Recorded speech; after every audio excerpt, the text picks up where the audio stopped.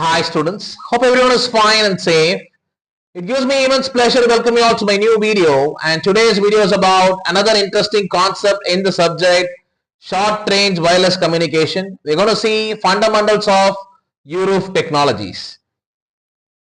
We've already seen what is UROOF technologies, what is the basics of UROOF technology, and today we're going to see how the electrical to optical and optical to electrical conversion is going to take place in UROOF technologies, right? And I'll just tell you again what is UROOF technology first, right? UROOF is UWB radio over optical fiber technology, right? So from the name itself you can understand UWB radio over optical fiber technology, which means we're going to transmit UWB signal over optical fibers, right? We're going to combine UWB and ROF technology. We have already seen what is ROF technology in previous video, where ROF technology is transmitting the radio signal over optical fiber, right? We're going to combine this ROF technology with UWB, and that is why it is called as UROOF technology, right? And to understand this video very clearly, right, I would recommend you people to go and watch the previous videos about ROF technology and about UROOF technology, so that you can understand the basics of it and you can able to understand this video very clearly, right? And as I said, you can see this will be a UWB transmitter. This UWB transmitter will transmit the UWB signal, and that signal will be converted to an optical signal before it is transmitted, and then that optical signal is transmitted through optical fiber, and again at the receiving side it will be converted. Before at the receiving side it will be converted to electrical signal, and it will be received by the UWB receiver.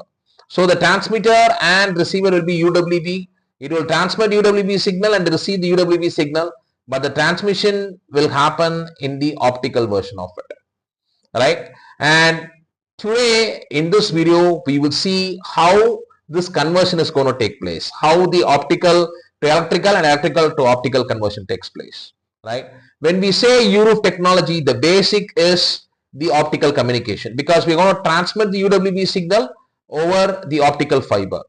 And the fundamental of optical communication is it uses the carrier frequency of the order of 10 to the power 14. That is, it covers the range of visible range and as well as near IR, right? And we have a lot of applications for fiber optic cables. Right now it is used in almost in all fields: computer networking, military and space applications, mechanical checks, lighting and decorations, and similarly surgery and dentistry, telephone, cable network, internet. In almost all fields we use fiber optic cable because of its various advantages of low noise, high speed, all those things, right? So these are the well-known advantages of optical fiber communication system.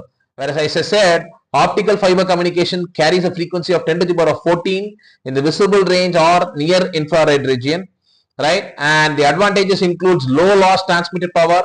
It is very compatible with the laser and semiconductor, right? It has high data rate, large transmission distance, and also we can able to increase the capacity by using wavelength division multiplexing, right? So with this UROOF technology, what we can do is we already have lot of advantages of UWB technology, right? UWB, that is, it has precise control, it has a huge bandwidth, right? It can be used for locationing and can tracking. You got a lot of applications. Now by using this UROOF concept, we can use the advantage of UWB and as well as the advantages of optical fiber communication system, right? And when it comes to optical fiber communication system, this can be categorized into three categories, that is point to point links, distribution networks, and local area network.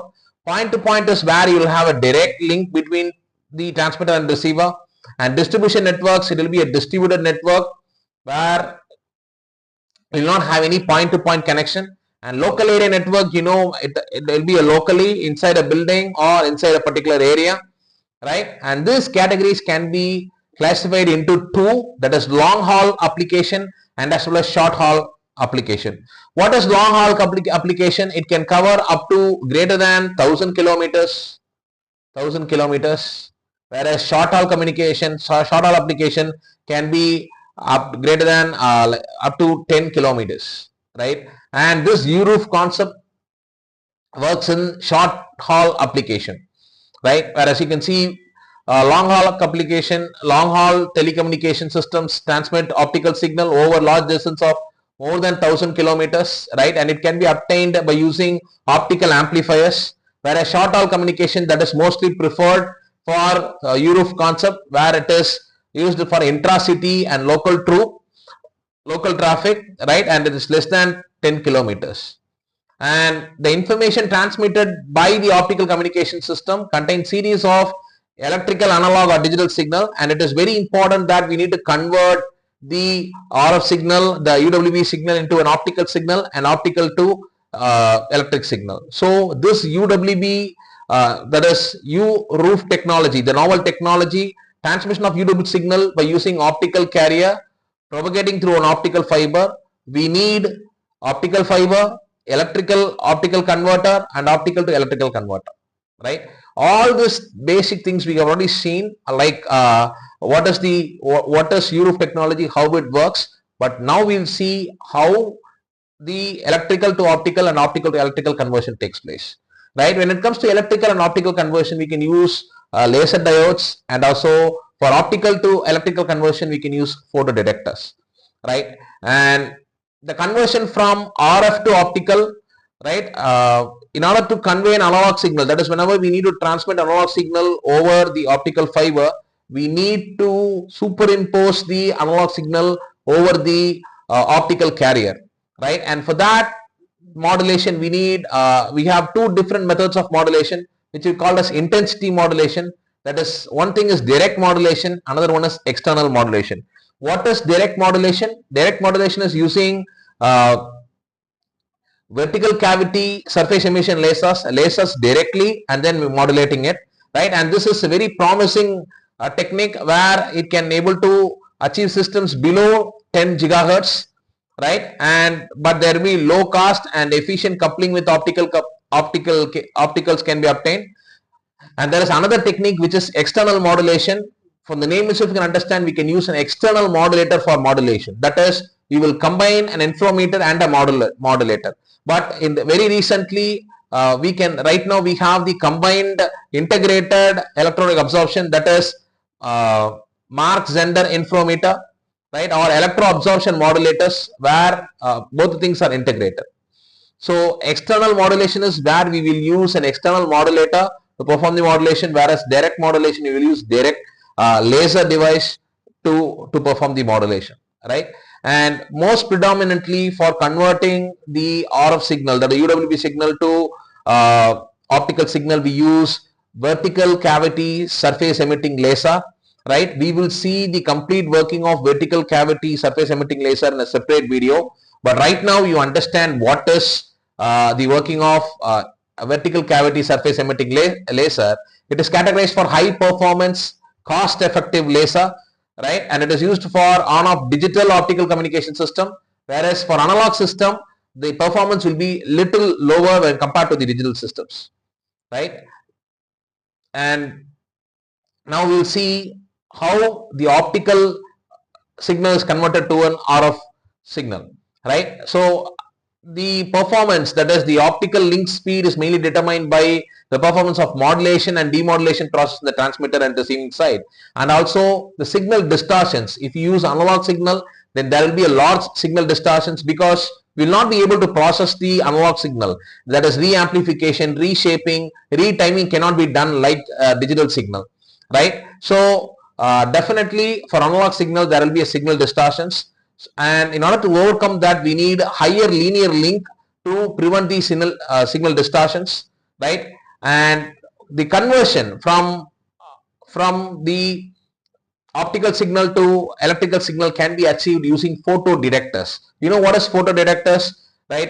It is mainly used in many sophisticated devices like optical interconnects, microwave photonic applicants, right, and ROF communication systems. But the main working is it will convert the optical signal back to the electrical form, right? Depending upon the intensity of light, it converts into an electrical signal. That is the normal working. Like when the light varies, right, the intensity of light varies, the signal obtained will also vary, right? But here photodetector is used to convert the optical signal back to the electrical form, right? And the photodetector should be high sensitive, fast response, low noise, low cost, and high reliability. And ultraphotonic devices based on microwave optical interactions are expected to be developed and incorporated in future. That is ultraphotonic devices, right, which will improve the UROOF technology performances.